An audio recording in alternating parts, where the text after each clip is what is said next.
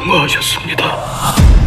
만약 조선시대에 역병에 걸려 좀비가 된 백성이 나타나고 동시에 당신이 그 시대의 세자라면 여러분은 그 상황을 어떻게 이겨내시겠습니까? 오늘 소개해드릴 영화는 아니고 영화 같은 드라마 넷플릭스 오리지널 시리즈 킹덤입니다.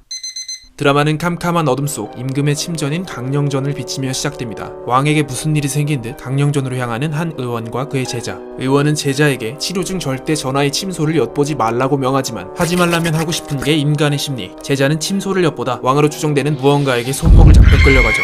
그리고 이야기가 본격적으로 시작됩니다. 어느 날 아침 왕은 고자다라는 내용의 벽보가 딴 걸 잘못 읽었네요. 왕은 죽었다라는 내용의 벽보가 한양 곳곳에 붙어 있습니다. 이에 치안을 담당하는 금군별장은 살아있는 왕을 모독했다며 벽보를 쓰고 붙인 사람을 모두 잡아들이라 명합니다. 조정의 대신들은 왕이 두 창으로 쓰러진 지 열흘인데 그간 왕을 만난 이는 영의정 조학주 대감과 세자의 이복 동생을 임신한 중전뿐이니 괴소문이 퍼질 수밖에 없다는 대화를 나눕니다. 며칠 후 조학주 대감은 왕이 죽었다라는 괴소문의 근원이 한양의 유생들이었다는 고변을 듣고 그들을 잡아들여 고문합니다. 하지만 그들은 영모를 자백하기보다 매관매직으로 부패한 해원조 씨들에게 나라를 갖다 바친 왕은 죽어 마땅하다는 말을 합니다. 같은 시간 세자 이창은 자신보다 한참 어린 중전인 계비 앞에서 무릎을 꿇고 있습니다. 그는 병중에 계신 아버지를 뵈고자 하니 그녀에게 강령전 출입을 허락해달라 말하지만 그녀는 왕의 두 창이 세자에게 옮으면 위험하니 중전으로서 허락할 수 없다는 핑계를 댑니다. 허나 그 이유가 고작 두 창 때문일 리 없다 생각한 세자는 화를 내며 중전의 아갈머리를 농담이고요. 어쩔 수 없이 동궁전으로 돌아온 세자는 왕의 상태라도 파악하고자 좌익이 무영에게 왕의 진료 기록이 담긴 약방일기를 가져오라고 명합니다. 그리고 세자는 중전의 명을 어기고 몰래 강령전에 잠입하는데 그곳에서 그르렁 소리를 내며 악취를 풍기는 웬 괴물의 그림자를 목격합니다. 허나 무슨 일인지 그림자는 곧장 사라져버리고 이에 세자가 문을 열어 확인하려던 순간 모르고 방구를 끼는 바람에 금군별장에게 발각됩니다. 뻥이고 그냥 발각됩니다. 어쩔 수 없이 또 동궁전에 돌아온 세자는 무영이 가져온 약방일기를 확인합니다. 그런데 하루도 빼놓지 않고 적어야 하는 약방일기엔 이상하게도 왕이 쓰러진 후의 기록은 전혀 쓰여있지 않았습니다. 세자창은 조씨 가문이 분명 숨기는 게 있어 일부러 적지 않았을 거라 생각하죠. 그때 갑자기 무영이 이승이라는 의원을 아냐며 묻습니다. 알고 보니 약방일기 마지막 페이지에 지유런의 이승이 의원이 왕을 치료하기 위해 얼마 전 강령전에 입궁했었다는 기록이 적혀 있었죠. 이에 세자는 이 의원이 무언가 알고 있을 거란 생각에 그를 찾으러 무영과 잠행을 나갑니다.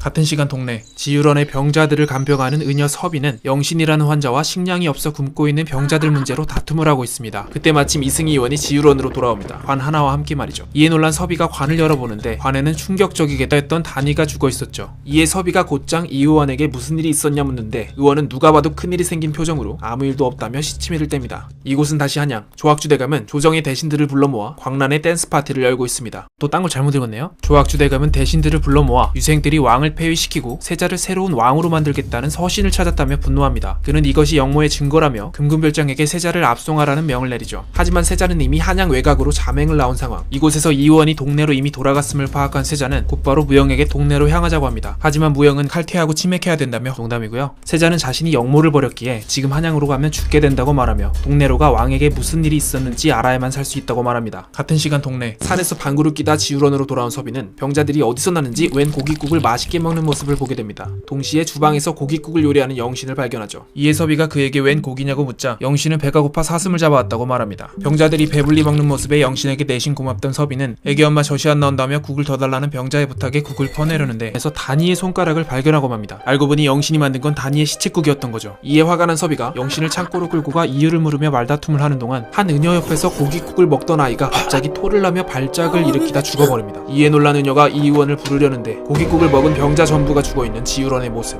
당황한 의녀가 병자들을 살피던 순간 갑자기 죽었던 아이가 뼈 꺾는 소리와 함께 일어나고 갑작스런 비명에 놀란 서비와 영신 심각한 낌새에 밖으로 나가려는데 무언가가 부딪히더니 문 틈새로 웬 피가 주르륵 흘러내립니다. 이때부터 지우러 나는 죽은 후에 살아난 병자들 즉 좀비들의 그르렁 소리와 뛰어다니는 발소리로 가득 차기 시작하고 영신과 서비는 무서운 나머지 그만 트름을 하고 맙니다. 조선을 지옥으로 만들 역병의 근원지가 된 지유런. 과연 서비와 영신의 운명은 어떻게 될까요? 그리고 아무것도 모른 채 동네로 오고 있는 세자 일행의 운명은 또 어떻게 될까요?